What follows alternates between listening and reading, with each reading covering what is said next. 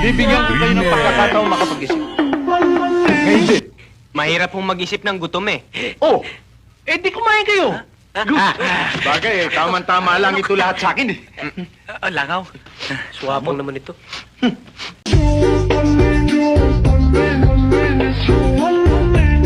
Nako! Bakit? Kilala si Mang Andong. Kumain ng crispy pata. Inatake sa puso. Paktay! Ha?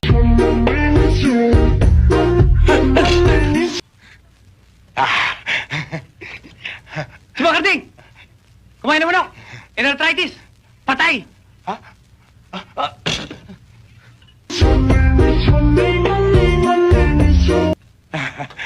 Ito. Si Kamaneng, uminom ng kape, ninervyos, nakalabit ang barel, patay.